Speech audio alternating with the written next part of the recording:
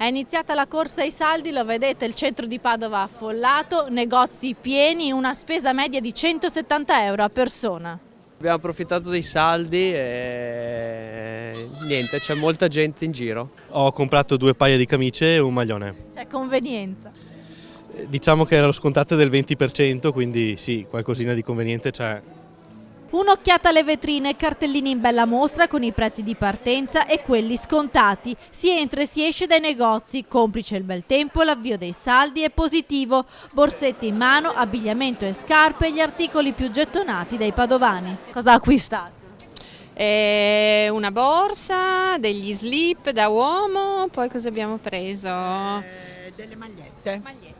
Lei aspetta la moglie che invece Io non ho autonomia decisionale su questi argomenti. ci pensa la moglie. Certo. Ho comprato cose da vestire per i ragazzi. È conveniente quindi aspettare i saldi. Sì, è conveniente. Spesa media? Questo... Su 200 euro. Secondo i dati di Confesercenti, in questo periodo di saldi verranno spesi circa 100 milioni di euro a Padova. Un'occasione per i commercianti per svuotare i magazzini che sono ancora molto forniti, fa sapere le associazioni di categoria, che però non apprezza l'avvio delle svendite subito dopo il Capodanno. È un appuntamento però che, come dico da anni, andrebbe rivisto nella data, spostato in avanti, perché o i saldi sono le vendite di fine stagione oppure i saldi sono le vendite di mezza stagione. La polemica inoltre riguarda soprattutto le grandi catene di moda e i franchising che già durante il Natale invitavano con SMS i clienti in possesso di carte fedeltà ad usufruire di sconti, nonostante la normativa vieti di applicare ribassi nei 30 giorni che precedono l'avvio dei saldi.